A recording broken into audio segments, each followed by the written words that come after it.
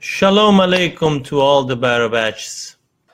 Tonight on Civil Space, our top story, well, the same top story from the last week or so. Iran is blowing up, and it's probably the most important thing in the entire world right now. So considering Sia is pretty much married to the conflict, what do you think is the most important? The thing is, let's not immediately get into it. I want some people to show up because there are a lot of stuff that I want to talk about. Could you give me a pen or a pencil? Thank you. So, hey gang, hey Priyank, Andrew, Ali. Throw that to me. And you can see why Sia didn't play sports as a kid. Yeah. He read books like a loser. Anyways, I want to get into the bottom of a lot of issues because we had a lot of conversations this week. And one of the main things that kept coming up was, first, why should the world care? Do you guys have our voice, by the way? Send us something.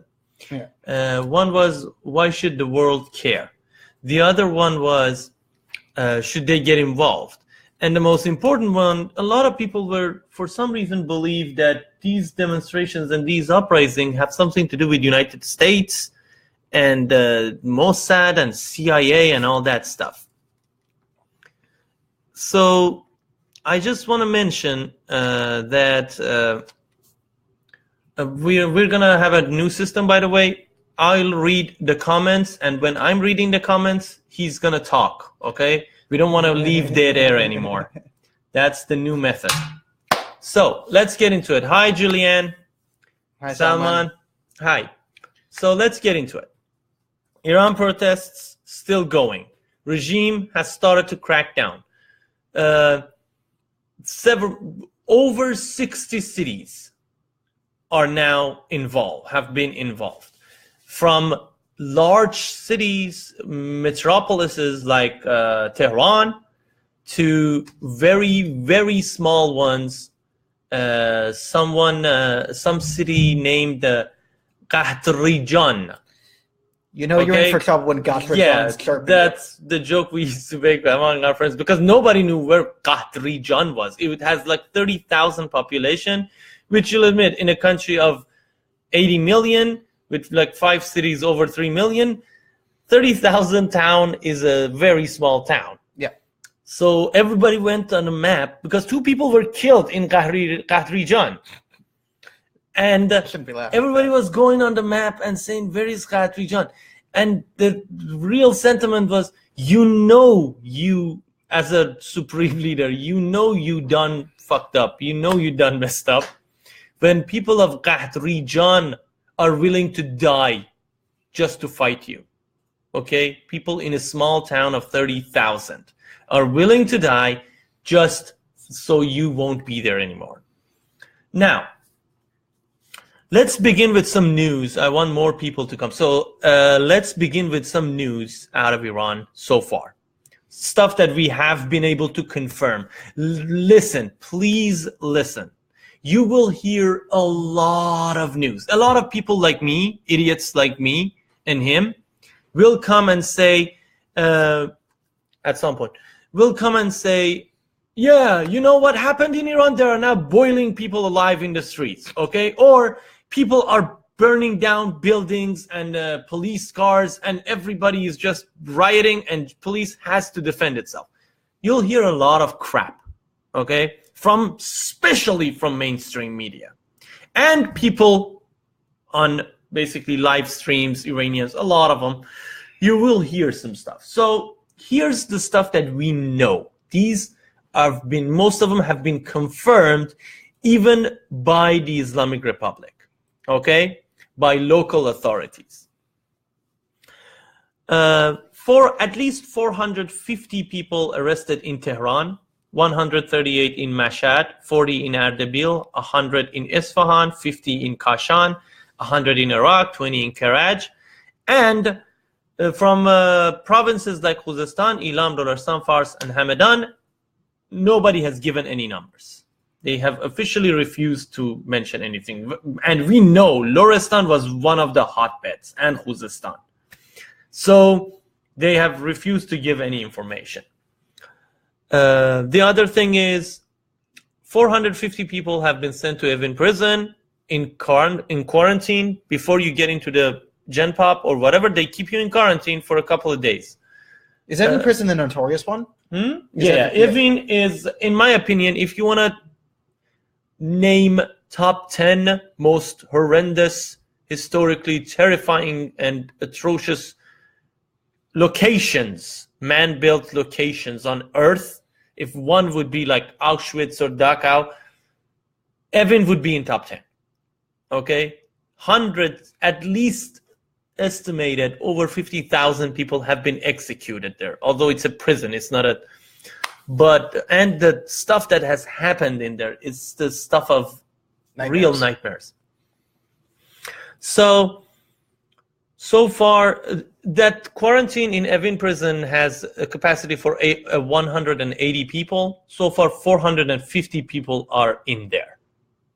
And one of the things that has happened, which really makes you feel good, is that it looks like, you have a neighbor, okay, that steals your paper and always smiles at you, and you don't know what to do. It's your neighbor. You don't want it to be awkward in the morning or whatever. But one day you see him take your paper and shit on your lawn. From that day on, and you see him and you come face to face to each other. From that day on, the whole game is gone. Pretending to like each other or whatever. Yeah. You both know what the deal is. You hate each other. Okay? You hate each other, and it's out in the open, so everything is much more clear. This is what's happened in Iran. People came out and they chanted against the regime and the reformists and the whole system and Islamic theocracy. They said, we want Iranian Republic. In Kurdistan, they said that with Kurds. Turks have said that. Baluchs have said that. All the ethnicities and Fars, all of them have said, we want Iranian Republic. So I'll give you a bit of an alley-oop here, but I remember, as someone who's been close to CF for the last year and a bit, one of the big things you took heat for is being one of the top. He got named top 30 traitors 2016 by the Islamic Republic. That's totally what they called it, by the way. And no, it was 30 traitors. It's not a Billboard chart. It wasn't top 30. It was 30 traitors to the country. Top 30 2016. Sounds better. Sounds better. See, I'm trying to help you out here. But one of the things they did to your group is everyone came at you and they kind of called you because you. But they were the ones who did is they actually said they were liberals, and you guys were the ones who said there's no such thing as reform. You came out against the reformists. You were anti-regime, but you came out against the reformist harder. Yeah, and for Rouhani, we came out against the election, but we expected people to vote, and we understood it because when people are hungry, you can't really. Yeah, that's what I said, Mark. You can't really, when people are hungry, you can't really blame them. Yeah. If somebody's pressing his shoes on your throat, you're gonna grab onto anything that you can for the hope of things getting better. We knew the game. So our group, Iranian liberal students and graduates, came out against the election. And what happened was, right after the election, a friend of ours came to visit us from United States. And he told us, so what are you going to do now? Yeah. And we said, what do you mean? He said, because now all these reformist groups are going to try to go back into the graces of Islamic Republic. And you will be the bullseye, the enemy. And we said, hey, we'll do what we've been doing. And what happened was they came after us hard. We revealed Khamenei's secret fortune, Saeed Qasemi Neshad, and all that. And they came after us hard with propaganda and all that stuff. Just so people know, approximately what is the Supreme Leader's net worth? Over $100 billion abroad. That's and inside. Yeah, but mostly abroad. We found it through a lot of shell companies and all that stuff. Saeed basically found it, Saeed Qasemi Neshad. So That's what happened. And because we were all former political prisoners, they couldn't like basically say, yeah, you are, I don't know, they had to tie us to, they couldn't tie us to Islamic Republic because there is a group of opposition outside of Iran that Islamic Republic has paid for. You see most of them on BBC Persia and a lot of other groups. Are you telling me Christine Amanpour might not be the most partial journalist in the world? Well, I'm not saying Christian Amanpour has any ties to Islamic Republic, but she's just suffers from a condition called dumbness. Mm-hmm. And I remember, oh God, don't get me started on journalists. But we'll get to the journalists, from Christian Amanpour to Mike Wallace to Larry King. Who called that dude a journalist? I just want to find out.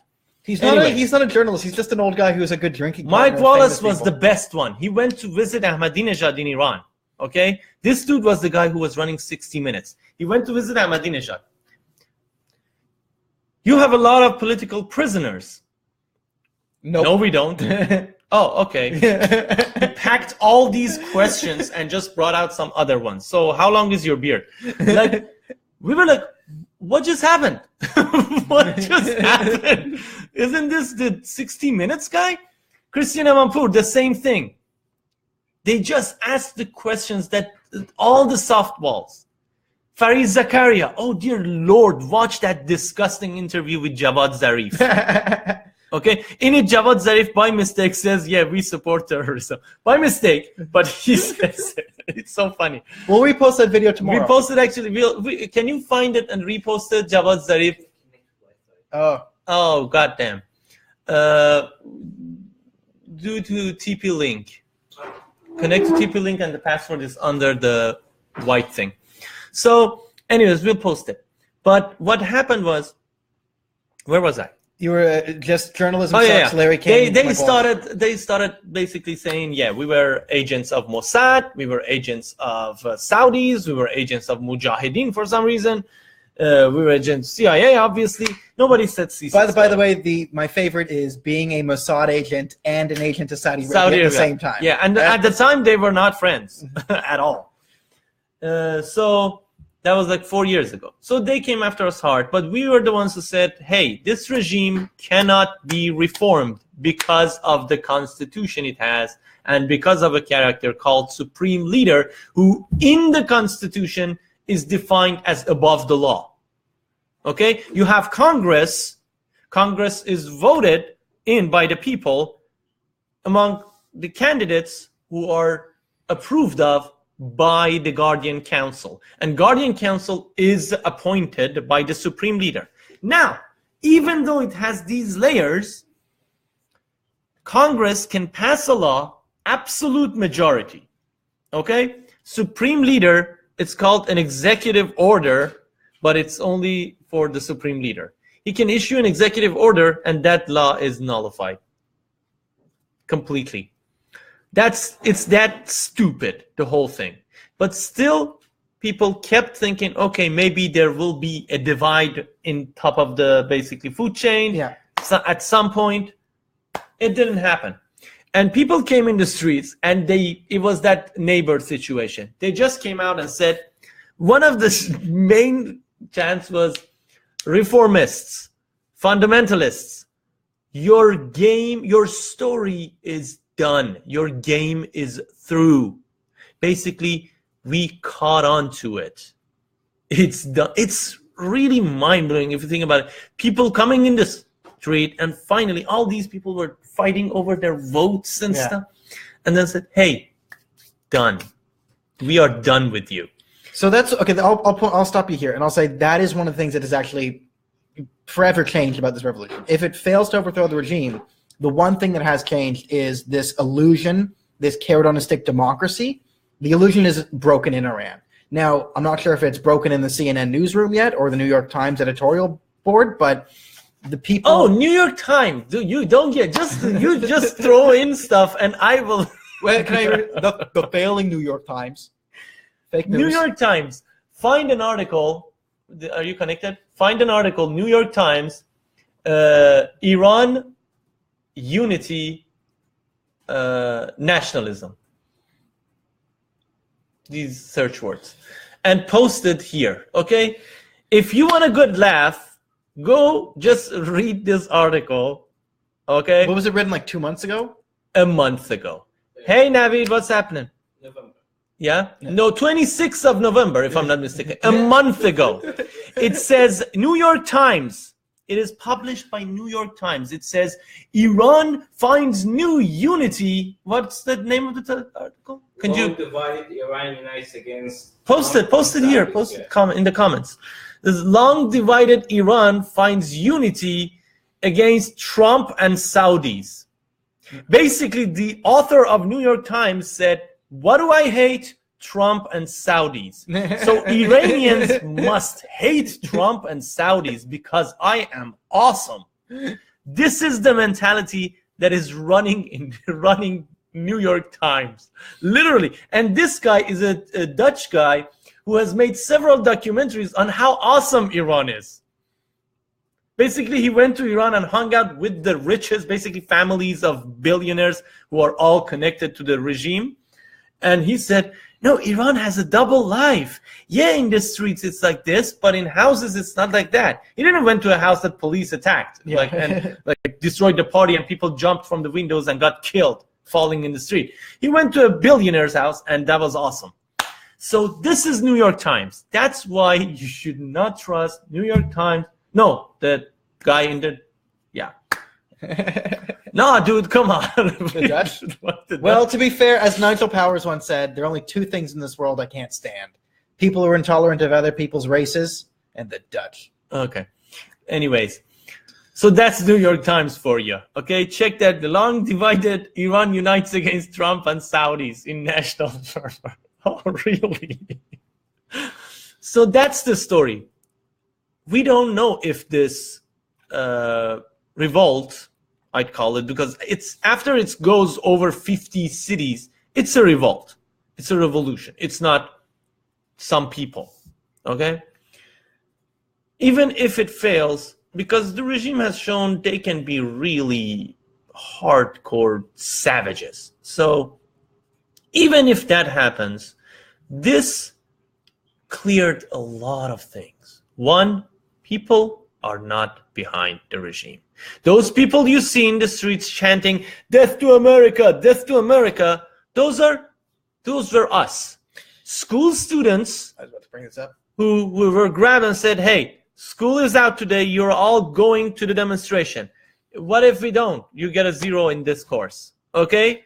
That's simple. School students, public workers, government workers, all of those people who were afraid, who basically their livelihood, it depends on the government. They are forced to go. Okay? Iranians shouted very clear, no to Gaza, no to Lebanon, leave Syria alone. This was chanted in many cities, not just one or two. And if you don't know what that means, they fund Hamas, so that's Gaza. Iran funds Hamas, and they funds Hezbollah. Well, that's Lebanon and Syria. That's Lebanon. And Bashar Assad, dude, Bashar Assad. Iran spent $3 billion a year saving this dude's ass. Iran sends soldiers to there. Oh, and the beautiful thing that happened today, a group of Syrian intellectuals and authors and poets wrote a petition, wrote a statement in support of Iranian people. Although Iranian soldiers went into Syria and massacred people, those people came in support, and in this they say, we understand what happened. Islamic Republic destroyed Syria. And we understand that you are trying to get rid of it. We stand with you. And we hope one day the whole region comes out of this theocracy, medieval theocracy. That was really heartwarming for me because honestly, whenever I see a Syrian person, I am just ashamed. I can't even look them in the eye because the stuff that Islamic Republic did in Syria are the stuff of legends and nightmares. I mean, yeah, and this is one of the if you guys remember things called idiots, you probably know a lot of idiots. And I remember before even ISIS was a big thing, before Trump. But do you remember when you had to listen to people say America has to stop bombing Syria when America wasn't bombing Syria? It was the Russians and the Iranians. And you're trying to say, no, there is no American president in Syria. If we want to stop bombing civilians, you might need the Americans there to prevent the Russians and the Iranians from doing it. But it's just, there's just so many dumb people with so many preconceived conspiracies that no matter what you say, no matter what's happening, to some people, it's always America's fault. Even if America's not there, America's still the one doing it. Like before America was even in Syria, which they barely were, those barrel bombs dropped by Russian planes, CIA. It was... Not Iran, not Russia, nobody, and not Bashar. Nobody attacked ISIS. They all attacked Syrian rebels. Yeah. They called them terrorists from the beginning. When 6,000 of them were dead, not a single Syrian soldier or policeman was killed. Up to 6,000. And then obviously when there's a chaos, terrorists come. Well, there's evidence that Assad released certain terrorists from prison just to find them later and be like, hey, look, they're terrorists. And we're like, weren't they supposed to be in a Syrian prison? And exactly, MJ, exactly. Reformists are done. So you mentioned conspiracy theories. One of the ones that it's crazy, like alt-left and alt-right all believe in this, that this Iranian thing was probably, there's a good chance it was CIA or Mossad. Okay. These people are called ignorant.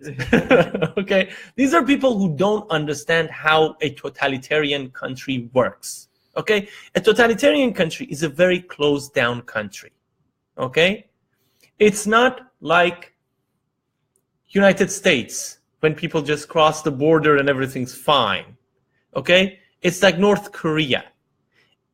In Iran, if you are found without a document, if you look suspicious, if you look like you're not from here, and there's a lot of basically surveillance instruments around the city, cell phones, internet, if you are found, you are going to jail as a spy, and God knows what's going to happen to you. Okay? It's not like people are coming in with bags of money and like, yeah, that's like the Qadrijan, 30,000 people, 2 dead. Okay, for those of you who are here and don't know what Qadrijan is, it's a small city in Iran. I'm gonna post the location of it on the map. Okay, for a second, just go look. Tehran is the capital. Isfahan is the 4th biggest city in Iran. And Qadrijan is like 100 kilometers out of Isfahan, you know? And it got 2 people killed in it. So basically CIA and Mossad and all of them guys were like, okay, where should we really hit hard? Okay, Tehran, no, it's too busy. Mashhad, no, man. Bibi, probably it was Bibi who pointed at Qadrijan and said, I hear this is the place we should really push hard on. Yeah, you might be. It has over 30,000 people in it. You might be able to sell this if it was in like 2-3 cities. Oh, it's the Americans paying instigators. Yeah, if it was big cities. But the funny thing is, Tehran didn't start until the 3rd day. Mashhad started at first, which is a very hardcore religious city. Qom started the 2nd day, which is again a very hardcore religious city, and it started with small towns. Because people, okay, now why did it start in Mashhad? That I'll give you a conspiracy that is actually factual. And in Iran, actually, the Security Council in Iran has talked about it. The Jews! No.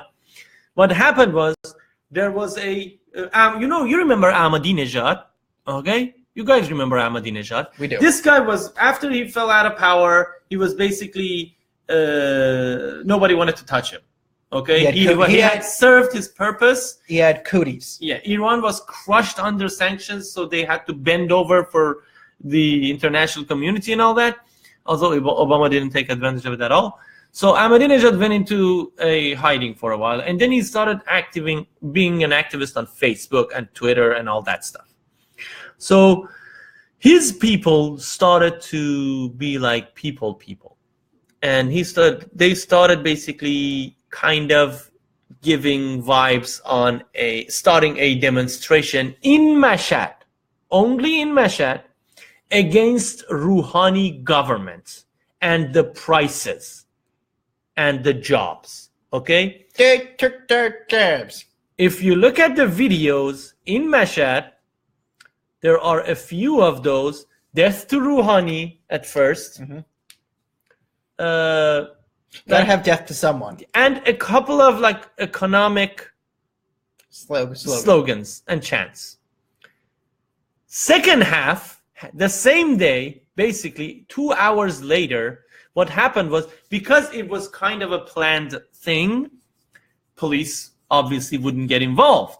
So people in the streets suddenly saw, oh, there's a demonstration and people are saying death to Rouhani and nobody's arresting them. Let's go, gang. So they went in, and immediately the slogans moved from economic stuff and Rouhani-centered stuff, because everybody in Iran knows president is like the second most important, not even second, third most, after the revolution, he got the third most important person. Okay, so everybody knows the system is the problem. So the moment people realized, oh, there's no threat today, they went after it hard. Death to Khamenei, death to dictator, no to Islamic Republic, we don't want Islamic Republic, no to Gaza, no to Lebanon. The next day, the Friday prayer imam. Impersonation skills have deteriorated after the vacation. What happened? I got lazy. I got old. Washed up. The next day, the Friday prayer imam of Mashhad came angry and said, some chants were not supposed to be heard. What happened? He literally said that. Okay? So yes, the first spark of the essentially is revolution, they planned you to could say, they it was planned to supposed protest. to be infighting. Yeah. They were trying to be very controlled infighting, just to bring some of their supporters in the street and show, hey, we still exist. But when people are just waiting, the Iranian people are dying. They've been humiliated for 35 years. When Islamic Republic began in 1979, $1 was 2 months, 70 riyals, if you call it.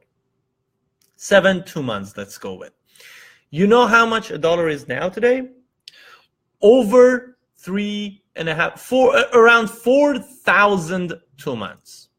That's Zimbabwe. From 7 to 4,400, I think, 2 months. Okay. Now they want to say it was hi Banu, how's it going? That's my professor, y'all, from Iran. We're both here now.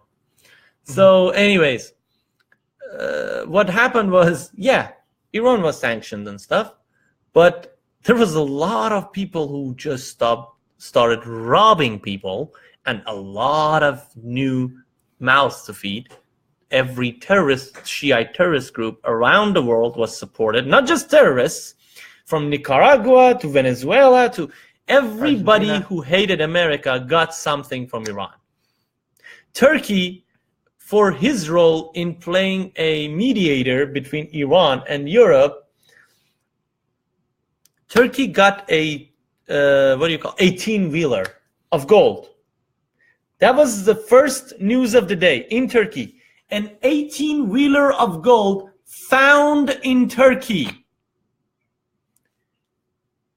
18-wheeler of gold found. You can find it, okay? I'm not talking out of my butt. Try to find the link. 18-wheeler, imagine 18-wheeler of gold. 18 ton. I don't know how. I think it was 18 ton of gold. I'm not sure. Well, they must use an 18-wheeler to get it in there, but a truck full of gold. Truck full of gold found in Turkey. Basically, they brought it to Turkey. Mafia crap. Okay, that's like medieval mafia. Take it and leave it there. Give them a truck of gold. Yeah, yeah. No thief can get rid of. Like, even if a thief finds that truck with full of gold, they say, okay, there's something shady going on here. I'm out. So this is the regime. Now, these people who just say, United States is behind this. I don't know. Mossad is behind this. They literally can't be. When it starts in small towns and cities, 30,000 is the population of the city. Let me give you a crash Most course religious cities in of Iran. Jewish economics. If you're going to invest in overthrowing a country, you don't start in Gasbajad. Oi. Qadirjan. Qadirjan. Yeah. Okay? If you're going to start a revolution. Brave people of Qadirjan got 2 of them killed fighting the regime. So respect their authority. And Qadirjan for life. Yeah, man. Yeah, man. God damn it. Yeah, man. Anyways, we want to keep it light. We don't want to go. Because if I lose it, I've been holding it, and if I lose it, I'm gonna lose it. So we're gonna. All right. So we're gonna go. I'm gonna change topics here. Did anyone catch? Okay, Trump had probably the greatest week on Twitter I've ever seen. Now, say what you will about Trump, but he is the funniest president to ever live. And Obama had some decent one-liners, but that tweet about the button, oh my God, was that just a thing of beauty? Because this is like, what happened? I think Kim Jong-un was saying like, oh yeah, the button on the thing. Yeah, woke up and said, I'm going to destroy the world today, like he does every day. And then Trump just saw that on his phone and said, you know what? I have a much bigger button. My button is better, and it does more things, and it's fantastic. And no, you're a loser. You know, a lot of people freaked out about that. Yeah. Okay. Oh, he said my penis is bigger than yours. Yes, he did. Okay. Kim Jong-un exactly needs to hear that, because these dumb idiots, okay, they actually think the same. These are the same people who think if you fight Islamists, fundamentalists, moderate secular Muslims are suddenly going to go, oh, I'm going to join ISIS because they're fighting some crazy fundamentalist over there. They actually think Kim Jong-un is willing to destroy his own country. He's a king there. Why would he destroy his country? All his chest bumping is basically threats to be taken seriously. It's basically when you show you're not afraid of him, he literally has nowhere else to go. What? He wants to shoot a missile? He's going to be done the next day. There won't be a country for him to be a god in. Yeah, little rocket man. That's so stupid. And, oh, thank you for bringing up Trump, because Iranian activists, left and right, from Iran, from any other country, they were all thankful to Donald Trump. He had a good day with Iranians, because 2009 was when Iranians were getting killed in the streets, and they asked Obama, chanted Obama, either with them or with us. And Obama said, well, that's the story, you know. And he wrote a secret message to Khamenei telling him that he will support him and all that. And he closed his eyes on Hezbollah's drug trafficking and all that we know and came out later. But Trump immediately said, hey, we stand with Iranian people, we support them, blah, blah, blah. Now, we know America will not be able to do crap, okay? I don't really think America can do anything right now. The only thing America and Israel can do, basically, is through media. Yeah. Hey, good for you guys, or do this. I'm gonna add in something here. And a lot of people, like, this is the alt-right's number one thing, like, oh, we don't need a boots on the ground, you neocons trying to get us into war and whatever. No one here, we're not advocating for a war with Iran. What we're simply saying is, have the moral courage to openly support the people of Iran. You don't need to shoot anyone. You don't need to bomb anything. You just need to state that this revolution has merit and virtue to it, and you hope it succeeds. Just all you have to do is stand with the Iranian people. You know what happens is when you do that, you dimwit, white nationalist piece of garbage. What happens is, it's called a what do you call it when a group of people all agree on something? Consensus? Consensus. It creates a consensus, okay, in support of Iranian people.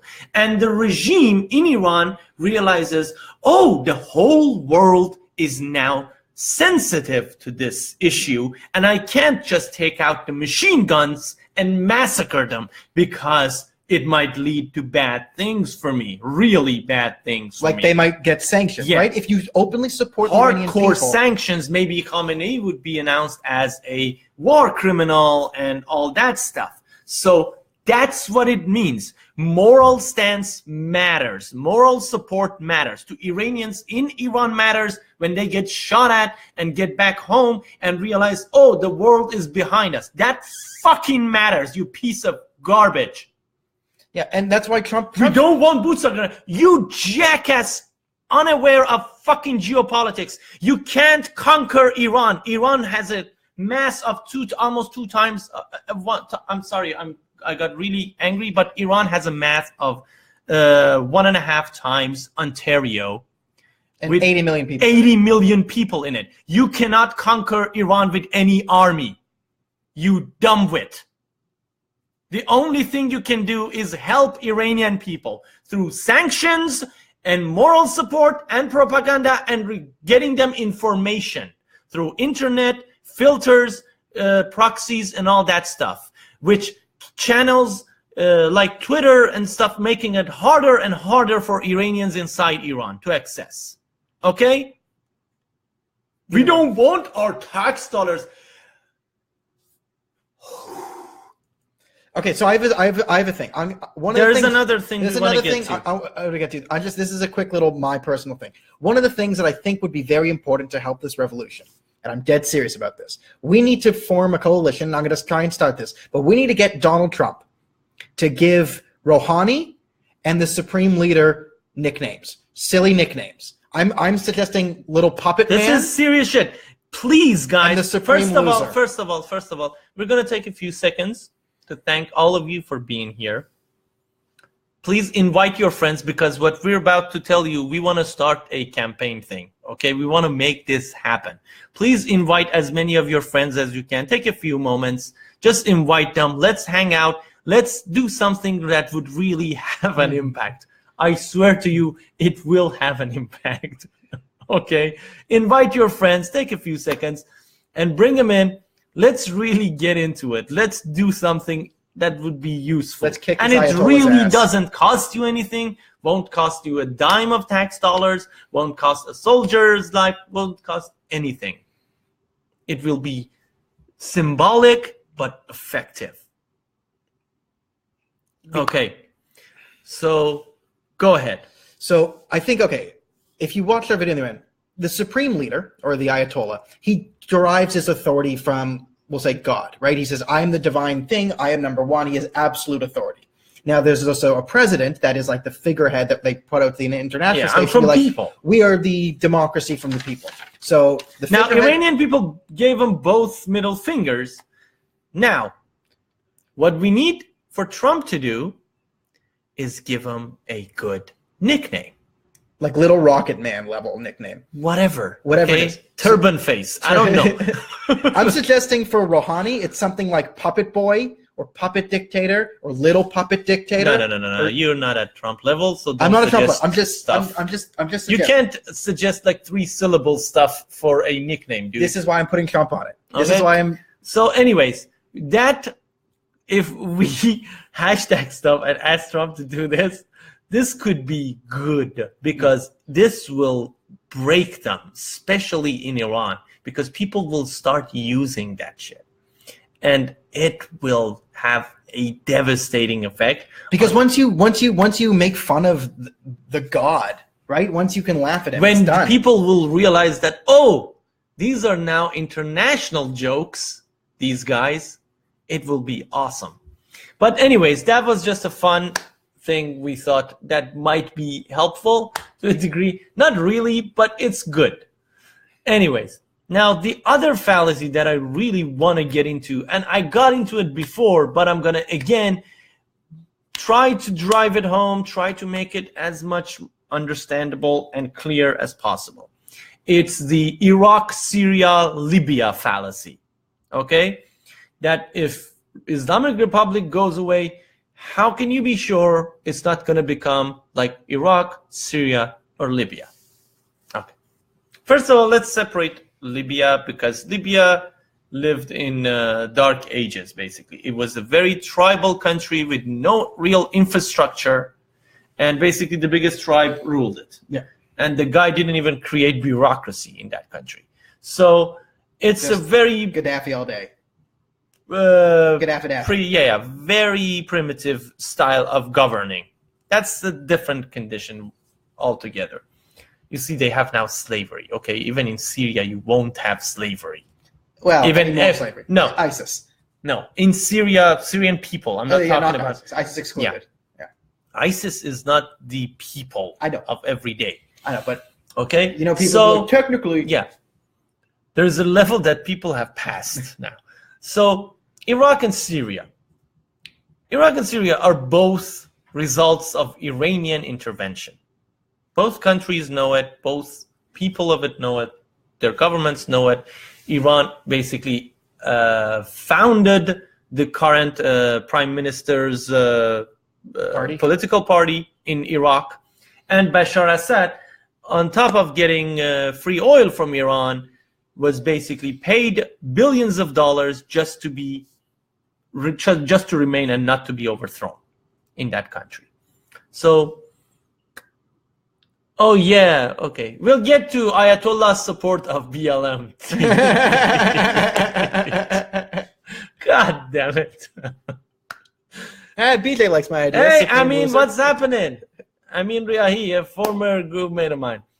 Anyways, he's one of those really hardworking dudes. Is he one of the 30 traitors to the country? No, he missed it by that much. Oh, sorry. I mean, next year when I release top 30 traitors 2018, I'm sure you'll be on it. Yeah. Anyways, so Iraq and Syria, both Iran was involved. Iran sent soldiers. Iran destabilized it. Iran sent money to the Shiites in Iraq and to Bashar Assad in Syria. So, but Iraq and Syria, none of them are in a condition that if Iran goes into a temporary chaotic situation, like half chaotic situation, none of them are in the position to send forces to Iran and destabilize Iran. Neither is Afghanistan. And infrastructures in Iran and bureaucracy in Iran is strong. Army still does its job. Police still does its job. And if it comes to that a regime change, police will remain in its job, because police in Iran is just does what it's told. It's not a religious police. They use it for religious stuff, but that's a different branch of police. The morality police is a different thing from actual police. Funny enough, the feminists in America don't have much to say about a morality police. Yeah, and believe me, terrorists in Iran, there's a reason they don't find good footing. It's not that, I don't know, they're not good enough. It's the fact that just terrorists in Iran, terrorists are usually from other countries, Arab countries and other countries, and they will stick out. Okay, you have to be able to connect with people, and they will stick out. There's heavy surveillance in Iran, and those devices will still be in place, and somebody will run them. It's not like all the infrastructure is going to go away. The heavy surveillance in Iran right now that doesn't allow Americans and Israelis and others to be active easily in Iran won't allow terrorists to be active in Iran. And I will add something else here. No, police is not extremist. Because police service, okay, let me explain. Police service, army service, and even Revolutionary Guards soldier service to the level of, I think, captain, is conscription in Iran. You have to go to military service in Iran. 2 years of military service is mandatory in Iran. It's not like people who join or whatever. The army is... There are fundamentalists in them, obviously, but their number is basically the same number as the number of fundamentalists among the people, because they're just taken from all people. It's not like they're taken from fundamentalist groups. Yeah. And I'll add one more thing here to the Iran falling and saying it worse. The thing is, Iran is right now in worst case scenario. One, not only is it a totalitarian oppressive regime that imprisons and beats and tortures its own people, but it spends its money creating havoc in foreign affairs. Okay. So it's already damaging other countries now. It can't get worse. Okay. And another thing that in basically add to that, one of the reasons terrorists cannot really function in Iran is, like in Syria and Iraq, as I said, there was sectarian wars happening between Shiites, Sunnis, Kurds, and Alavis, and like in Syria. So, and ISIS, when there's chaos, massive chaos, yeah, terrorists can grow. But in Iran, yeah, of course, they are trying. So, like, yeah, how can you police trust most forces, of them to help us? Police forces, no. The thing is, they will be afraid until they see the power of people and they realize things are going down. When they feel like, oh, the power of regime, people there are usually some. It's called a critical mass. The protests need to reach critical mass where the power is shifted towards the people. Then the military, secular parts of it, and the police will probably back the people. As right now, they have the reason small towns and stuff still are able to in lockdown, like massive number from even smaller towns. They bring forces to big cities to lock them down. Basically, a soldier every 5 steps. I have been in Tehran under lockdown. A soldier's literally in the street. That like the areas, because you have to have, in order for demonstration to happen. Okay, we're getting to it. In order for a demonstration to happen, you need a core. A core is usually 50, 100 people. Okay, that starts chanting vehemently, strongly. Okay, and people start joining this core in the streets or whatever. Roll it down if you. So in the streets or whatever. Now, what police, anti-riot police in Tehran is doing, they are attacking these cores and don't allow them to shape and form. Because when these cores form over 1,000, it's going to just snowball. And it's going to get harder and harder to fight them. So they immediately, whenever they see 100 people, 50 people start shouting, tear gases go there and vans of police go there and start beating people. So that's how they lock it down in Tehran in a situation of riot. Now, in the small cities and towns, they can still do it because most of the units are sent emergency to cities like Tehran with 15 million population. That's a large city, over 15 million. Mashhad has over 5 million population. Tabriz over 3 million. Shiraz, Isfahan. So they bring people from smaller towns to the bigger towns. Now, there will be a point when police forces realize that, oh, they want us to shoot them all, and they will not do that. Yes. In case of a massacre, police forces will not get involved. Yeah, he really but it's not that. Islamic Republic has learned how to kill people to create enough fear in a situation, but not massacre. So the reason Iran will not become Iraq and Syria is sectarian war in Iran is an impossibility. An impossibility. Why? Iran has about 15 million Sunnis. 15 million to 20 million Sunnis. Okay, let's say 15 million. Now, most of Iran is Shia.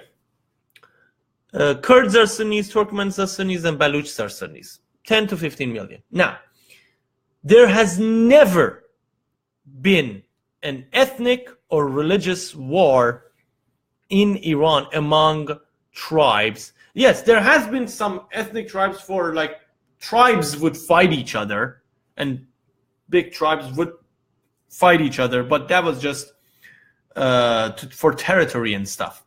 There is no hatred among tribes, just as New Iran was created 450 something years ago by Safavis, my ancestors, which was formed by 7 tribes of Lurs and Turks, basically, united. So we don't have sectarian hatred in the region, in Iran. There isn't. You can watch videos from Kurdistan. Kurds have been the biggest victims of Islamic republics, along with Baha'is. Okay? That was, your boys. They've been massacred. Kurds have been massacred. Yes, Iran was conquered by Islam in 1400 years ago. So Kurds in west of Iran have been chanting freedom, independence, Iranian Republic. They have not mentioned separation, independence from Iran or whatever. Freedom, independence, Iranian Republic, Islamic Republic was the chant slogan of Islamic Revolution 35 years ago. Now they're saying freedom, independence, Iranian Republic. Kurds are saying it. Turks are saying it. Baluchs are saying it on the other side of Iran.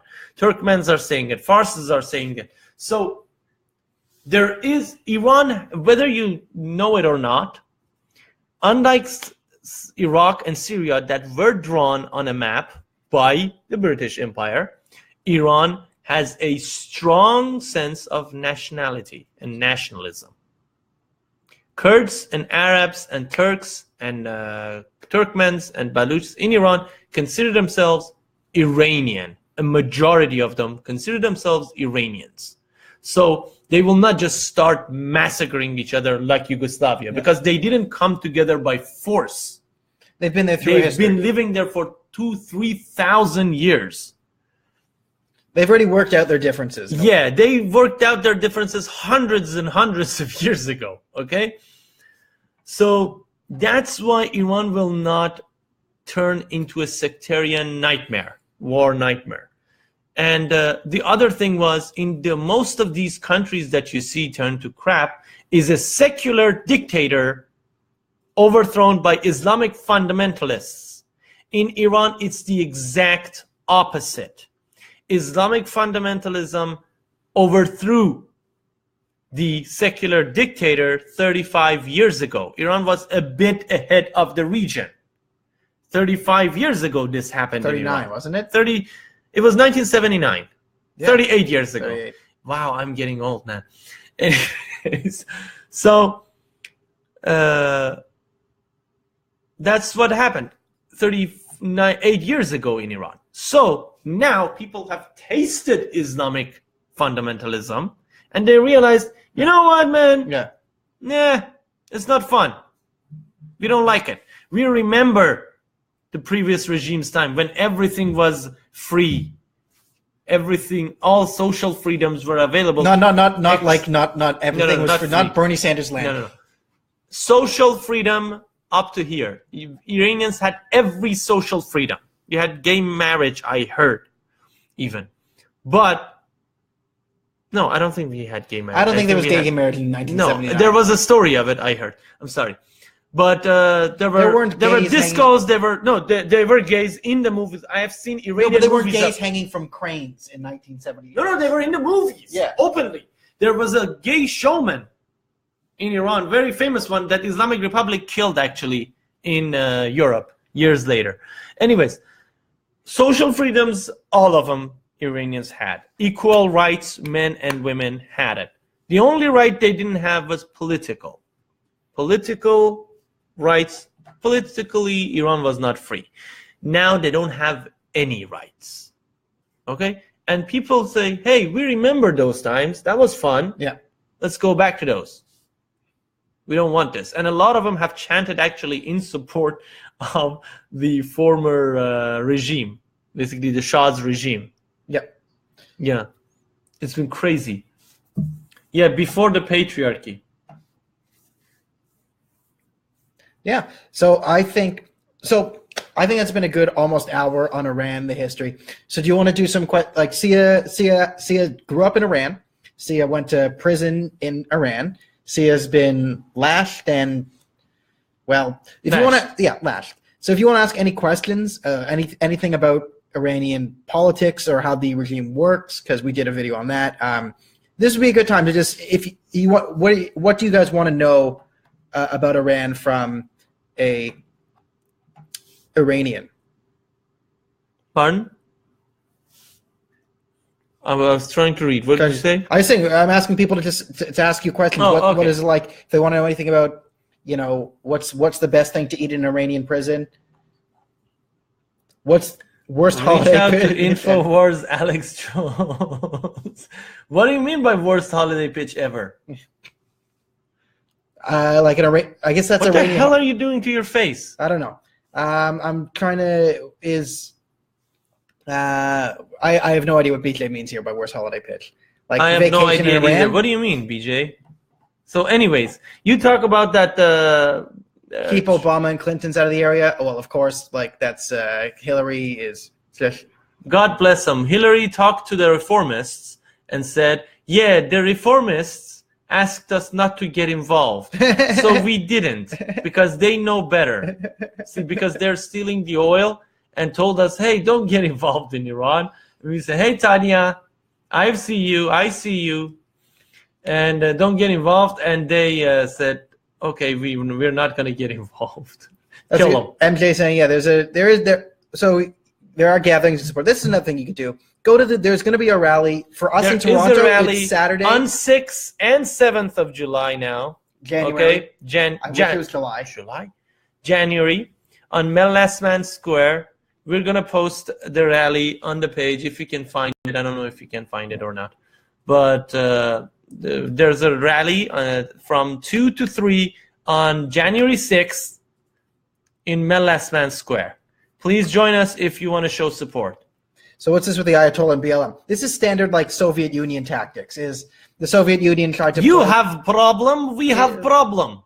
Okay. You have a drunk driver. We have mass murder in Siberia. What's the difference? That's the whole story. That's not bad. Yeah, man. I do. Shit. I lost it. What was it? I'm making an offer. I can't refuse. Yeah, baby. What's the situation with the monarch? Reza Arab. Shout out to Reza Arab. He was the secretary, chairman of our Islamic Student Association in Iran, in our university. He was the chairman. I was the secretary of communications. And the day that we got arrested, we told him not to come to university because they were after him hard. And the day that they took us to prison, we told him to stay home. And he finished his exam and left, and we stayed and we got arrested. But like 2 weeks later, they took him in. When they were releasing us, they were bringing him in.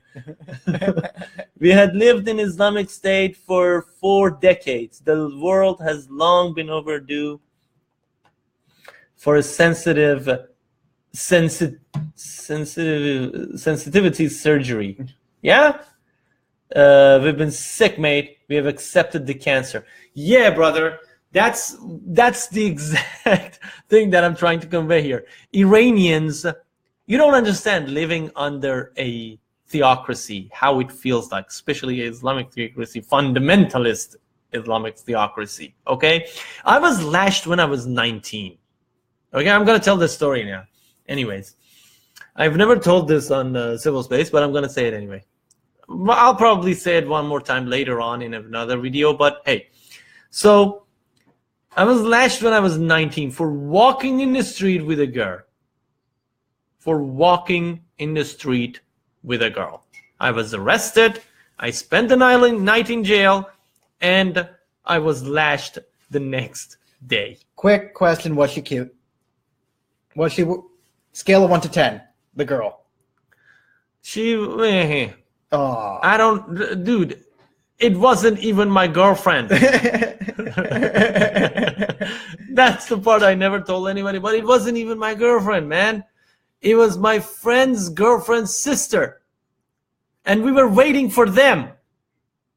And they arrested us. And they took us to jail and they lashed us. Where was your hand when you got arrested? 5 feet away from her. Just so you know, we were standing by the sea, on the coast. And yeah, Mark Wiman, good job. See, I'll let Daniel get a word in edgewise once in a while. I keep getting silent and he doesn't say it because it's about Iran stuff and this Jerusalem stuff. I'm silent and he talks mostly. And Iran stuff, it's basically the nature of things. So yeah, we know each other's strengths and yeah. weaknesses, bro. We didn't get together just by chance. I've never been in an Iranian prison, and I know that. But God willing, one day. One day, yeah. Yerushalayim haba. Yeah, a cute girl lashed me once. Yeah, man. But yeah, when it's unwanted, you see, it just ruins it for you. I think there's a question earlier. I believe Andrew asked, like, what's the situation with the monarchists? I believe we went over that. That I think it's some people are just trying to yell, maybe not trying to. No, a lot of people. There is, dude. Since like I remember as a kid, every car, like every cab ride, every bus ride, there's somebody talking about, wow, how great it was during Shah's regime. Yeah, and how stupid we were for revolting. Like, I've been hearing this every day since I was a kid. Now people are just shouting it in the street. And yes, the last Shah's son's still alive and sworn as the, what do you call him? The Shah in waiting? Next king? Yeah, Crown Prince. Crown Prince. Shah in waiting. Wow. And he speaks English. I can get. There's still another term for it. Yeah. Anyways. So he's heir to the throne. He's heir to the throne. He's still alive, and we'll see what happens. BBC Manoto, the largest Iranian channel, just interviewed him, but nobody else has because they just mainstream media for some reason just doesn't want anybody to pay any attention to Iran and what's happening. Because post that article on New York Times again. People should see the shame of New York Times. Post this for your friends. The failing New York Times. Okay? This is the failing New York Times. A month ago, this was their prediction. The funny thing is, Fareed Zakaria made the same kind of prediction a month before Green Movement in Iran. He said everything is going great and Iran is moving towards democracy. Of course they are. All right, what else we got? New York's time, not bad. So yeah, Iranian jail, are the prisoners actual criminals, or is it more of a university political activist reunion? Oh, that was the thing. The prison we were in was a new prison, dude, and like it was built 6 months. It was 6 months old. In fact, the guy who set up the what do you call it? The internal internet system. What do you call it? That connects all the LAN system, I guess, of the prison. That's a good question. So we should talk about that. Prison was in prison with us. He was arrested later during the demonstrations, and he was in with us. But we were separated in it was called the special ward, not like for retarded kids. It was special ward for political and religious prisoners. Classic. So I think here's probably something that's really glad you guys posted. Omid Irani. Statement from the ICC regarding the protests in Iran. So the ICC, they bill themselves as like a representative of Iranian people. And they are not. They're not. They're about 600 people, and they're basically a mouthpiece for the regime. And what they did is they released a statement, and some of them have contracts with basically people inside the regime. Yeah. So the first few lines of the statement seem like, oh, it's good. We stand with the Iranian people and the people of Iran. But then they start saying no foreigners should get involved, and this is like America's fault. And they literally say it's America's fault. The reason you guys are here, there is a Iranian community of hundreds of thousands in Toronto, is America is bad. You got that? Yeah. Did you get the logic? The reason there are over 5 million Iranians and over 150,000 leave Iran every year is that America is bad. That's why they all come to America to see why is it doing this to us?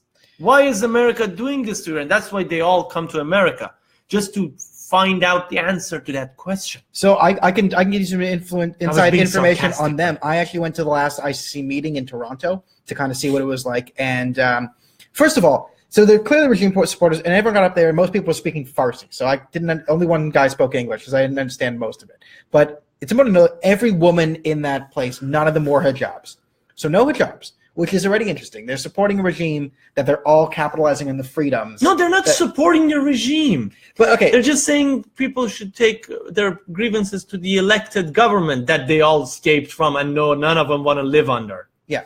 So the other thing I just heard is, because I'm speaking is Farsi, but I just heard a lot of Zionism, blah, blah, blah, Israel, but Zionism, Israel, Zionism. And I was like, okay. And I had someone translate for me, and not a fan of the Zionists is the ICC. Yeah. So they're 600 people. We've talked about them in other videos. Yes, but they're not. National Iranian American Congress or something. Yeah, that's also a regime supporting, like, lobby big time. Yeah, big time.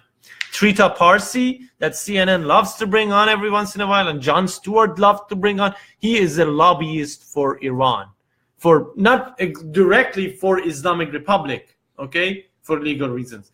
What he wants to do is bring investments to Iran. For that, he needs to present Iran as a stable, nice country. Mm-hmm. Otherwise, investments won't go to Iran. That's what we mean. Not that this guy is getting paid by the Islamic Republic. We don't know that. But we know that this is his goal.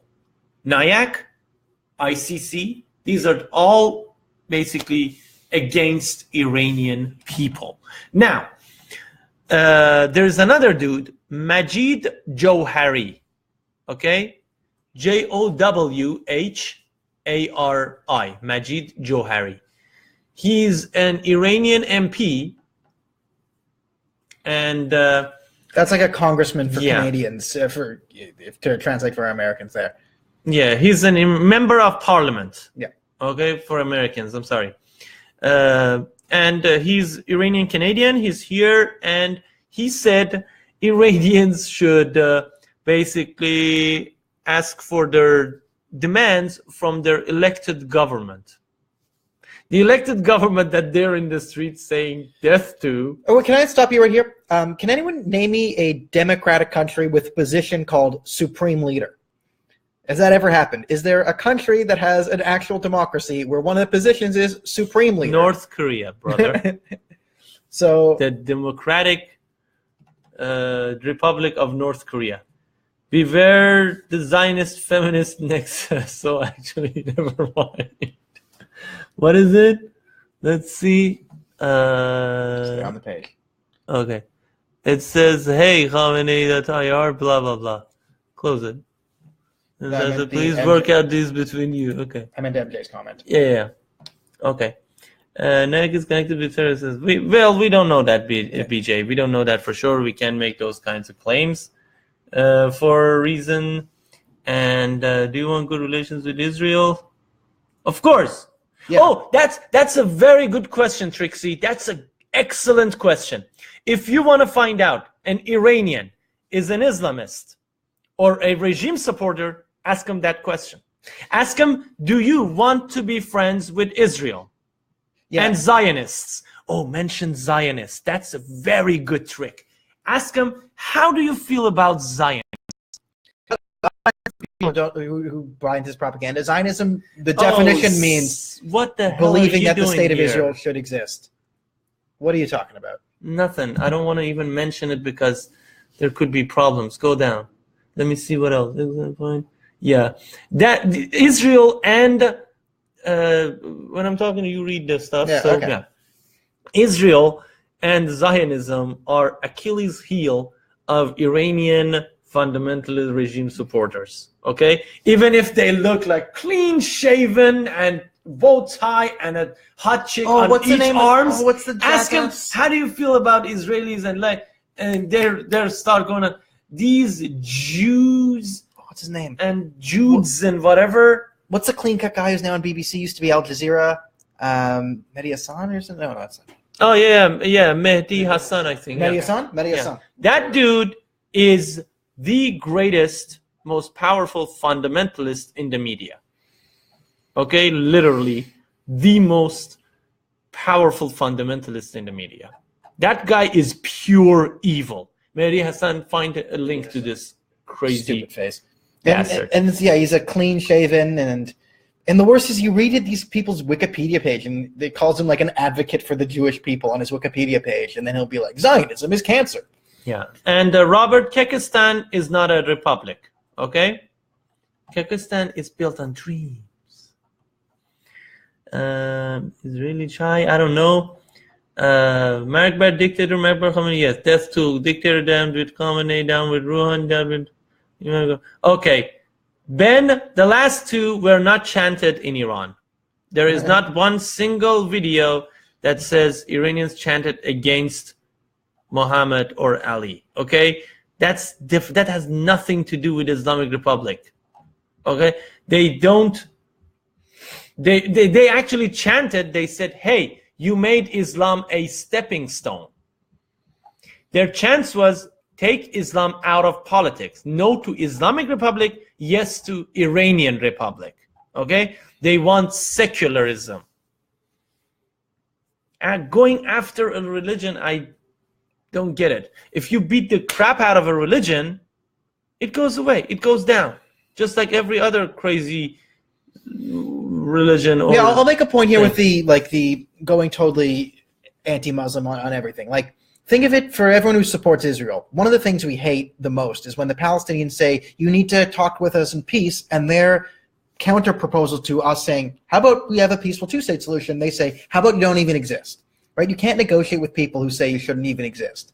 So we can't say... When you call Islam a death cult with followers of death, whatever...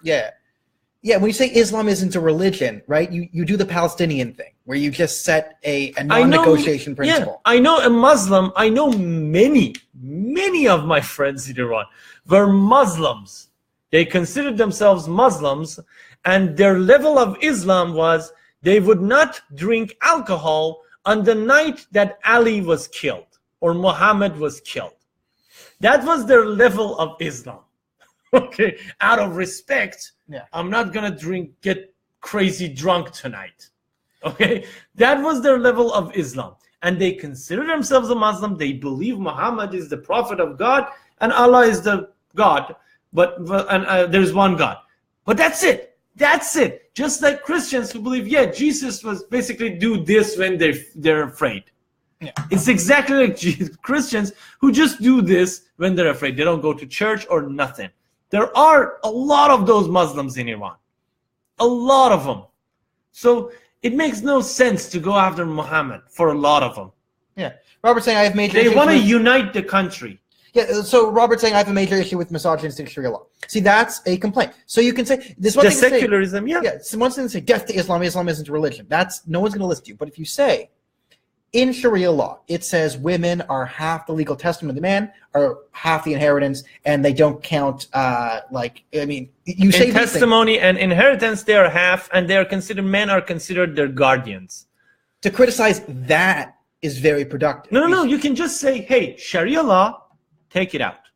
Yeah. Okay, and you can have Islam without Sharia law. You can. Do you gentlemen oppose M103? At 4,000%. It is. We have made a video. We made a video on. We hate the thought of Motion 103. It is appalling, and it has not even defined what Islamophobia is. It says Islamophobia and religious discrimination. I thought that Islam was a religion. Yeah. What happened?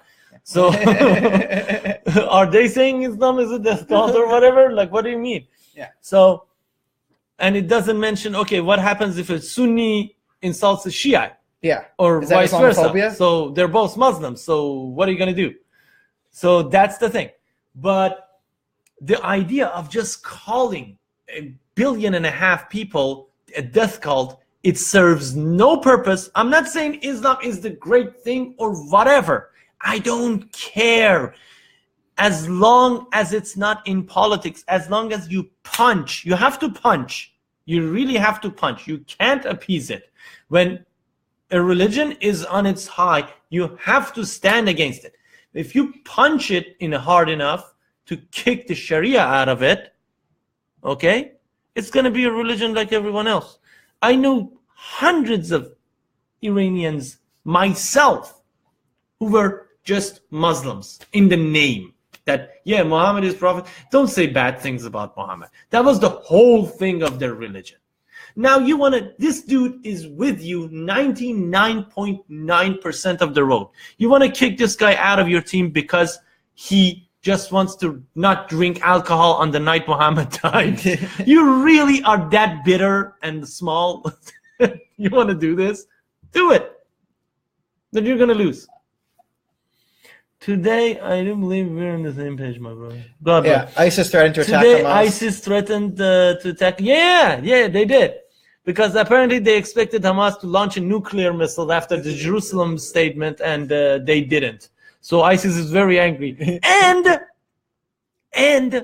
the thing that nobody paid attention to is the fact that ISIS has to do something. They got their ass kicked in Iraq and Syria by Trump. So now they have to find an enemy to say, yeah, we're going to kick your ass. Yeah, I'm still somebody. And they couldn't find anything smaller than Hamas. Basically, they run a city. The Hamas is basically a municipality. And they said, yeah, we are still important. So listen, that is one fight that I will get your popcorn ready, because I have no interest in stopping any of that. Yeah, ISIS is going to be interesting fighting Hamas. My other concern is that even political ideology posing as a religion. No, that's the thing. Islam wasn't used to be like that. Islam was a very traditional thing. 20th century turned Islam into a political movement, especially socialism did that. Muslims who were infatuated by socialism but still wanted to keep their Islamic heritage, in Iran, for Shia, it was a guy named Ali Shariati who did that, who changed Islam, Shiite, from a very traditional, completely secular, Shiite was secular, they were not getting involved in politics, turned it into an ideology for revolution. Because they hated the West. So, and in Sunnis, several groups did that, like Wahhabis and Salafis, and especially after the Islamic Republic in response from Saudi Arabia to Iran, a lot of them did that. Basically, they started exporting that. But overall, Islam is not that difficult to, first of all, like, as I said, Iran owed fundamentalists a regime. It paid its dues, okay? Now, no matter what, Iranian people will not ever support fundamentalist regimes. Why? Because they tasted it. It's history, folks. It happens. People learn shit, people make mistakes, and learn from them and move on. That's what happens in history. So dude, stop pinching yourself. You're bothering me now. Sorry. I'm going to punch your... Okay. What were you going to say? I just think that, well, I think we've pretty much covered most topics along Iran. Everyone can trust Islam when their kids carry bomb. Okay, dude, Islam is not a dude or a tribe that its kids are carrying bomb. Fundamentalists exist in every group. 10% usually you'd say are fundamentalists in every religion, I guess. In Islam, that 10% is a large number, 150 million. Terrorists, even if you say it's a 1/10 of a 1%, it's still going to be like 30,000, 40,000 people. Yeah. Okay, that's a massive number of people who are willing to kill themselves. Okay, the problem is the population. There will always be crazy people. The main order is, first, how can we reduce the number? Right now in Iran, in Islam, not in Iran. Iran, because it went through the fundamentalist regime, the number of really religious people is much lower. And but in the region, it's still higher. Now, what you need to do is, by force, like what Trump did to Saudi Arabia, basically went there, grabbed them by the throat and said, get your shit together. And Saudi Arabia started changing laws of Sharia that you're talking about, like this. Saudi Arabia is the defender of Sunnah in Islam. And Saudi Arabia changed Islamic Sunnah forever by allowing women to sing in TV, allowing a ballet group to come to Saudi Arabia, allowing women to drive, and allowing women to travel without the permission of their husbands or fathers. Okay, so I'm gonna just address something in the comments here. Frank is like, but there's history of like Islam and the Crusades. So yeah, I mean, Islam does have a history of trying to take over the world, and Muhammad was a conqueror. But what we're saying is, reforms have happened in every single religion. So you look at the text of Judaism, like, you know, if someone picks up sticks on a Friday, kill them. Pretty much says that. Amalekites, get rid of them. But the whole religion was actually focused on the temple and Jerusalem, right? This is like how you pray was how you went to the temple. But then the temple got knocked down, and we had to find something new. The religion had to either stop existing or reform. So we reformed it to something more quasi-spiritual. You get the Talmud, and Judaism evolved over the years, and you get to Maimonides and all that. Christianity, the Catholic Church had absolute control. What happened to make it reform? And again, exterior forces. Catholic Church said, we have all the interpretation, listen to us. But then the printing press was invented. Martin Luther nailed something on a door, and everyone could then read the Bible. This created a reaction, and it was reformed, right? There is some crazy stuff in both of those. Islam hasn't been forced to be reformed. This is what we're saying. Islam needs a punch. It's now the time for Islam to reform, and it's not going to reform by, guys, no religion reforms like that. No. Okay? Christianity kicked and screamed. Inquisition. Okay? When religions feel threatened, they go hardcore fundamentalist and they go crazy. That's what happens. And Islam did the same thing, but because it's new, it's younger, its claws are way sharper, and it has a good number of people in it that had stayed way behind the world. What happened is now the world has to say, no, we're not going to play with you anymore. We're going to slap the living daylights out of you if you keep doing this. By force. You can stop them by forcing them to change. That's what Trump did in Saudi Arabia, and that was the right thing to do. Yep. He went there, he grabbed the microphone, he said, will you get your shit together or not if I want to fix this region? And Saudi Arabia the next day called the other Arab nations in the thing, and they said, okay, who's going to play game? Who's going to stop the terrorists and all that? Two of them said we won't, and they were boycotted by the rest of the Arab League. Yeah, so what we're saying is, listen, we're not Islamists, we're not pro-Islamists, we hate the Muslim Brotherhood, the IRGC. What we're saying is the best way to stop this fundamentalism... You have to be practical. You can't try and destroy Islam. It's never going to happen, right? Islam is a religion. It's not going to be destroyed. We need to push back. So not tell Islam, we're going to kill you and destroy you, we're not going to be your friend. You're not cool. You're being a loser. Stand firm, punch back. Yeah. Punch back. Stand firm and punch back. But by denying their existence, they're not unicorns. They're not going to go away just because you stop believing. Yeah. Okay, Wilson Lai, that's a good question. Why are the Iranian community and lobbyist groups, like the pro-regime lobbyist groups, so strong? It's because this is what Iran spends its money on. And Iran has the second largest gas reserves, natural gas, fourth largest oil reserves in the world. They have that money, and they have their people completely on lockdown, so they felt. So they had the money to spend. You support the regime. You get a deal. You get to make a deal with people who have unlimited resources of gas in their pocket or oil in their pocket. You're going to be rich. Of course you're going to do that if you're a shady person. So the answer to that is money. So do most people in Iran today understand the concept of secularism and the secular constitution?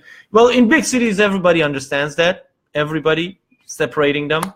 And they've said it in their chants. And but in smaller towns and smaller cities, of course, I'm sure if we go to a village in Ontario, somebody might not know what secularism means. Okay, that's the same situation, maybe more in Iran. But they understand that they don't want clerics on in power. They don't want to see clerics in power. They don't want Islamic in power. That's why they say Iranian Republic. We don't want Islamic Republic. They keep saying it.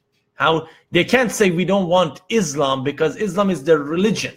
Yeah. But how else can they make it clear that we just don't want this up there, bro? We just don't want this up there. And okay, my view is that exactly. Yeah. Vishnu, exactly. Okay. Let's, I think, scroll down, see. And oh shoot, there's a lot of comments. You talk when Is it I'm true reading. that men, For is it true that men are beating up women who drive in Saudi Arabia? Actually, this is one of the things. Saudi Arabia, if you've been following these lives, we've been talking about it. Since Trump came in and said, grow a pair and grow up, they're going to take this law out. So yeah, police they wouldn't have beaten up women. They would have just arrested them, thrown them in prison, and then they probably would have been there. Right now, but women, it is true that probably some men are beating women for driving, obviously, because when the government says something is okay, it doesn't make it okay immediately. When something is legal, doesn't make it okay tomorrow. Okay? Being gay was legal in America. Yeah. It was never illegal, I think, in many states. Well, sodomy was like doing gay Not in things. all states, No, in some of them. Yeah. But people were not okay with people being gay. And that's the thing. It takes a while. And we talked about it in one of our lives that we said it takes about like 2 generations from the moment it hits to the moment that it becomes silly. Basically over 50% are going to be okay with it. It's going to take at least 1 or 2 generations at least. Yeah. So I mean, yeah, the Saudi thing, it's encouraging. Why we're not criticizing if you Saudi want it right naturally now. to happen. Yeah. So the reason I've always said there's 3 major terrorist funding organizations in the world. One of them is the IRGC. That's the Iranian Revolutionary Guard. They're quite open about who they fund, where they give the terrorist money. The other one is the Muslim Brotherhood. Again, it's an organization that has a face. The third is the Saudi-based Wahhabis. And this is like the hardest one to deal with because it's not a single unit. As like Saudi maybe might spend more money on terrorism, but less state-sponsored terrorism because it's coming from all these different groups. It's coming from some clerics. It's coming They're now cracking down on those too. Yeah, and that's good. They've arrested a lot of their money bags. Exactly, and there was never anything we could really do to stop the Wahhabis. It would have to. It always. Yeah, have to be the dude Saudis. is a billionaire. What can you do to a billionaire? Hey, you get the king to arrest the guy. That's the only thing you can literally do to a billionaire of Saudi Arabia, and that's what they did. So, okay, is it true? Yeah, I think, Ari, I think Ali Shariati could be called the most influential Iranian intellectual in 20th century. For no intellectual has ever destroyed a nation like this. Basically, destroyed a nation like this dude did. Like Heidegger, you couldn't even make that point for like Nazis and Heidegger. Okay, because, Hitler got some points from Heidegger, but like it was a lot of different stuff. It wasn't Heidegger. But yeah, I'd say that. But okay, so are you gentlemen willing to reciprocate by pressing Sharia law to those policy I'm 103? Yeah, we will. We have. We have. We've been at all the. Watch our videos. We have M103 was one of the first videos that we made that we came out against basically any legal support of Islam and any preferential treatment to Islam. What do you think of Imam Tawhidi? Okay, so far I like the dude, but the dude really has like no real Islamic following. Basically, Muslims who care about what imams say in mosques, they don't listen to this dude. Okay, this dude now, he could become a intellectual international figure for Muslims that could help them overcome some stuff, but for those who are basically on the edge, not for those who have 2 legs inside Islam. For those who are on the edge and basically playing around, this guy could be helpful. This guy, Frank, still wants us to talk to Alex Jones in InfoWars. Hey, if Alex Jones reaches out to us, we'll go on InfoWars. We'll say that. Yeah, dude. What does the frog say? The Ayatollah and BLM. The Ayatollah and the Ayatollah and BLM. Yeah. We talked about it, I think. Well, it's Soviet Union. The dude is you're just throwing stuff. It's when Soviet Union. Listen, sometimes people go Siberia, disappear 10 years. Who knows? They have great time. Siberia, fun place. But America had slavery in 17 something. So it's all same. All same thing. No, we have no slave. They have no slave. Who knows? It's obfuscation tactics. You try and build this image that there is no perfect democracy. So when you have this fake democracy, if you can, that's why all these people want to attack America, because it's like the most prevalent example of democracy. And if you can knock down those real democracies, say, oh, they're not, it's a democracy, sure, but black people don't have rights. So there is no perfect democracy. So why not vote Putin again? And if you don't vote Putin, well, there is no other option. So you can either vote Vladimir Putin or Vladimir Putin. Okay, yeah. CBC finally announced. Is Joari's tweets rollers heavily running? What does it mean? I think it's people reacted negatively to him telling them to go. I mean, this guy. I tweeted him. I tweeted Majid Johari several times, basically saying, "Wow, dude, you are shameless. God bless you. You just."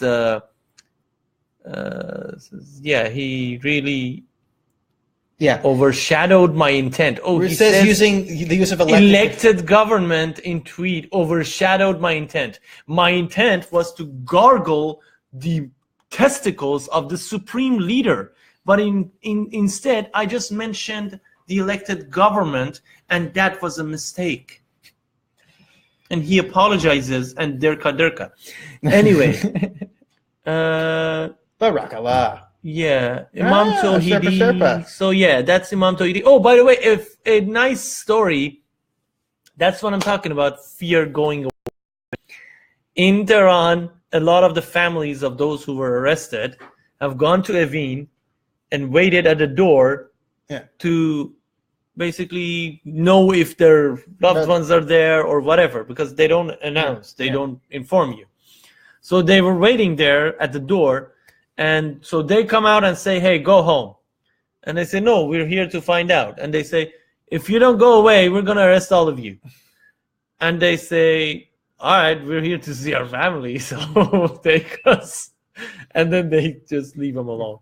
That's the thing. When fear goes away, the regime is really helpless. It's like that Kim Jong-un thing. Yeah.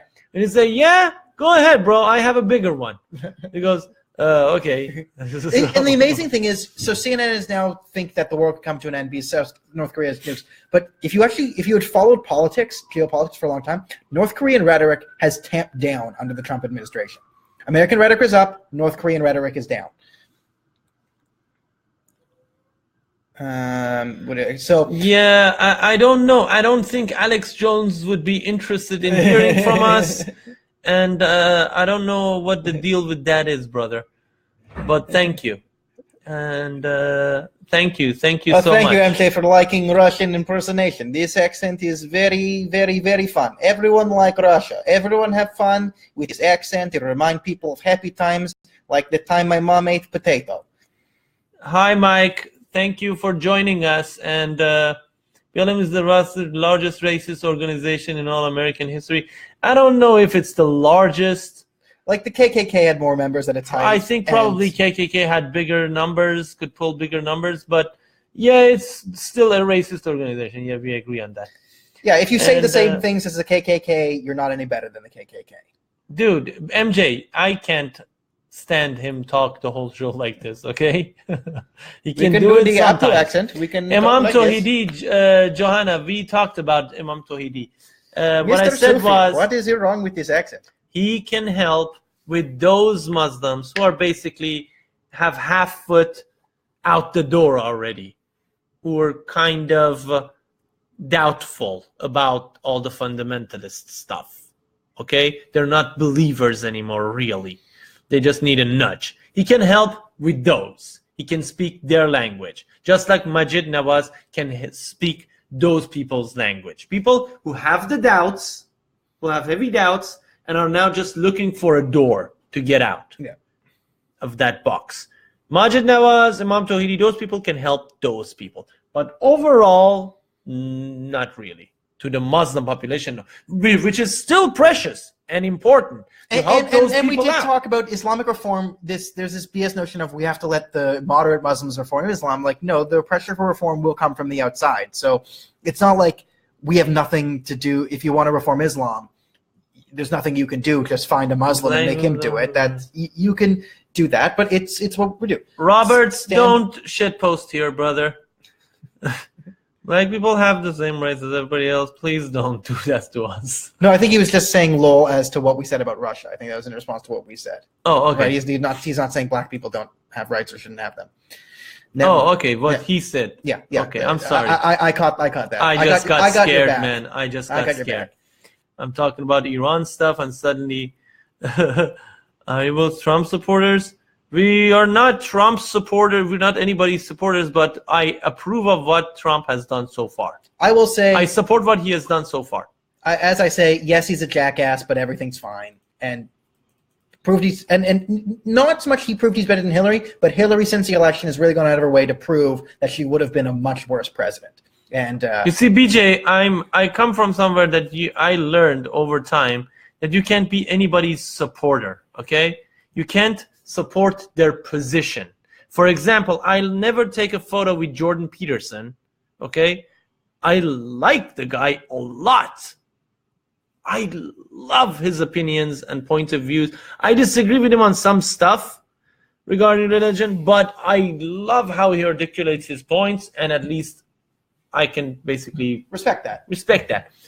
But I will never say I'm a Jordan Peterson supporter. I say I support his positions because I don't know, maybe 15 years from now comes out, Jordan Peterson ate 15 people.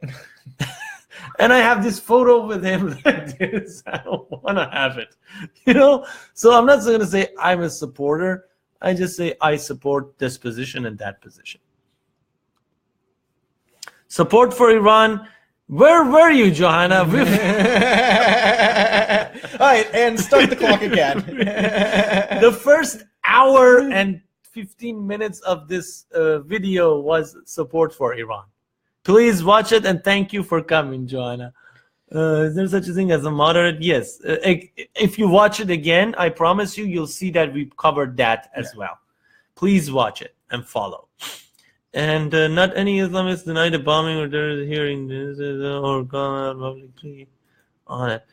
It's I don't know if that's a good example, because as I said, they will, a lot of them will condemn it, but it's like asking, I don't know, all Christians to condemn the Pope, like Jerry Falwell, or all Christians to condemn like Pope. It's like kind of, I get it that it could be. Well, you know what? Let's throw people a bone here and understand. At least as I see it, I'll take this as my opinion. If there is listen, crazy. I will say that a lot of your concerns are right. There is not enough of a strong push from the mainstream Muslim community against the radical fringes of Islam, and that's a big problem, and it's letting Islam being portrayed No, you mentioned moderates. That's what I'm getting at. And we're not trying to say that Islam's perfect, there's nothing, and just don't worry, it's just these Islamists. No, there are actual problems within Islam right now. Massively. No, as I said, you should stand your ground and punch back. But we just need to be clear that when we want people to punch back, we're just saying, if we're going to throw a punch, we want a good punch, though, right? I'll say, don't take the Palestinian point of view of non-existence, right? It's just not going to be productive. But there's things, right? If you see something, you can hit, like no Sharia law, no crazy Islamophobia laws, no blasphemy laws. Yes, we can draw pictures of the Prophet Muhammad. Sharia law is unacceptable. Your women are equal. Your women have to get the same inheritance. You cannot follow any Sharia law. Saying those things will always be more powerful than just saying we need to stop Islam. Islam is a cult of hate, and they are all animals and whatever. I get it. If you're a crazy person, if you're a fundamentalist, whatever, or if you're a white nationalist or whatever, I get it. Totally. You're crazy. You're emotional, you're angry and emotional. I get it. But if you really want to find a solution, if you really want to be practical and pragmatic, that doesn't help anything. Okay, there is a world, these people live in it. Now you want to close down the United States and say, okay, we can build walls to a degree that no Muslim would ever cross. No, you won't. You won't be able to. You'll have to bring new people. So that's the thing, you have to be practical. No, it's totally fine. I didn't mean to. Yes, Islam devoid of Sharia law. Yeah. Exactly. You have to punch Sharia out of it. Yeah. And I say you can't take it out, you have to punch it out of it. Yeah. That's why I keep using the word punch, because you have to be steadfast and strong against this. It just doesn't go away with nice words. Yeah. Okay, I personally don't like the term moderate. Well, moderate is a term like anything else. People have different feelings about words. I think CAU is trying to run for Prime Minister of Canada. We already have a Prime Minister. What? Where? I didn't see it. If you're a radical Islamist, come to Canada. That is our government's official position, to be fair to him. Sorry. Our elected government's official position. Are you a radical Islamist? Come to Canada. Here's $10 million. Yes. That's please have some of our delicacies and $10 million. Please. Let it rain. Yeah, it's really weird. Oh, okay. Just on that note, the latest Islamist to come back to Canada. So you might have heard of Josh Boyle. He was part of the guy who got kidnapped in Pakistan, and Trudeau met with him at the Prime Minister's house. He just loves the Carter family so much. He loves Omar Carter, loves him. This guy married Omar Carter's sister, who says 9/11 was a good thing. It should have happened. So Zainab Carter, at her second wedding, two of the guests were Osama bin Laden and Zakawi. Those are two. Dude, not all Osama bin Ladens are. The Osama bin Laden. 6'6", beard, death to America, kaboom, Osama bin Laden. Boom, boom, bin Laden. At her wedding. Wasn't that like a 90s hit? Yeah. Like boom, boom, bin Laden. Boom, boom, boom. That's what inspired it all. Yeah. And yet, taking Sharia law out of Islam is exactly separation of church and state. Oh, BJ is right. Here's $10.5 million. Not $10 million. You get $10.5 million for terrorism. Sorry. Theologically, no, Islam is not in a category of its own. It's a religion like any other. When I say like any other, I mean its origin and how basically a religion comes to be. Somebody somewhere, usually in the desert, has a epiphany, has a great moment, and then things start rolling. Islam has a lot in common with Christianity and Judaism. Yeah. But now, what happened the difference here is that Islam hasn't been reformed yet. There's been no major No, this is what I wanted to point out, that Islam was created in the middle of one of the harshest deserts in the world, okay? So if you believe that cultures are affected by geography, yes, it is a bit harsher.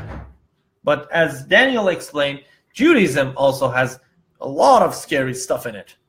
Okay. In fact, in case of basically those kinds of laws, Islam has nothing on Judaism. It's just that in Islam, those are supposed to be run by the state. Yeah, and Judaism, when the temple was destroyed again, Judaism had to go to Reformation, and then Judaism in its Reformation, now it isn't controlled by God anymore. God gave the Jewish people the right to decide on the faith, so we can moderate Judaism. Yeah, so Islam needs that. So that's why, somebody to destroy its temple. Yeah. Okay, let's not get into that. That really got scary for a second there. Scroll down. Yeah. Ziyad Sufi attacking Mecca. Poland is keeping the ball out. Female genital mutilation is indisputably a crime against humanity. Yeah, and it's not a part of Islam. It's just crazy people who just invent shit. It really isn't mentioned in Quran or Hadith or whatever. There's just basically somebody somewhere takes some part of things and says, okay, let's do this. Basically, it's all about subjugation of women. Yeah. for women not to feel a lot of sexual things. The thing on ideology, it's okay. We covered that, Lindsay. And no, Joe and I, we're not accusing you guys of demonizing Islam, or we're not accusing any of you guys here. We're just saying we see this out of the ether and sort of be careful of these arguments because they're not productive. Look, Lindsay, and you. Like Joanna, as I explained, if you watch the video again, I was lashed. I went to prison in Islamic Republic, okay, and I was lashed and I was tortured in prison and all that stuff. But it took me a while to get over that initial hatred and stuff, but after a while you just realize, hey, all that stuff is BS. You need a practical solution, and the practical solution is not calling 1.5 billion people crazy whatevers, because there are a lot of Muslims, as I explained before, that basically they're just Muslims when at the night of Prophet's death, they don't drink alcohol. That's their Islam. Yeah, I'll give you another example or another analogy on this. It's sort of like that would sort of be like how the left calls us all Nazis. How it doesn't help. Shut up, BJ. Right?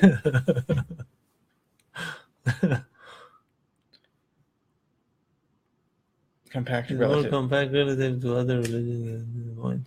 Yeah, it's for people in the desert. They were very practical people. When this happens, do this, and when this happens, you do this. Yeah. Very black and white, that kind of stuff.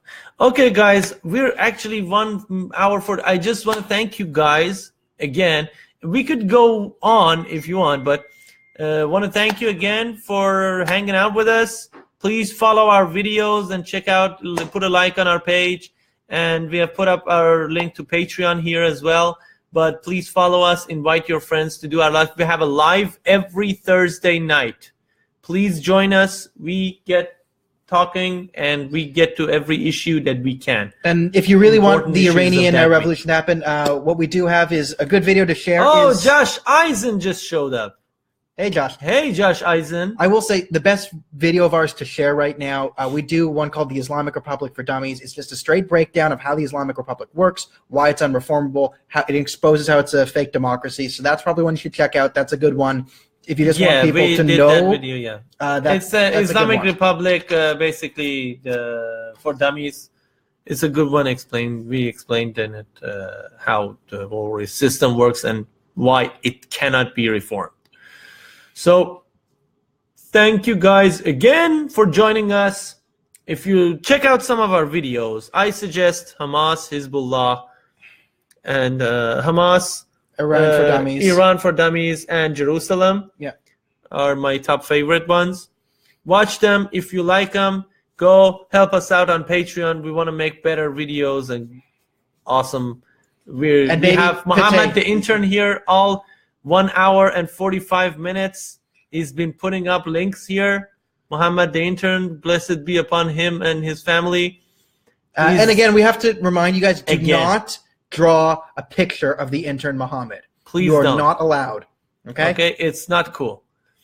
So, so Brian is asking what time. We do this every Thursday, either 9 or 10, depending on everyone's schedule. So usually it's 10. This week it was 9, but we will follow the page. We'll make an update during every winter, week. I think it's better for us to do at 9 when it's so cold out there. And it gets dark so early. Yeah. So during winter, we're going to do just at 9 every Thursday nights. And when the weather starts getting better, we go back to 10. But please, when you come by, if you haven't liked our page or the video or stuff, after you do that, please invite your friends. The more people are here, the better we can talk about issues, the more questions come up and stuff like that.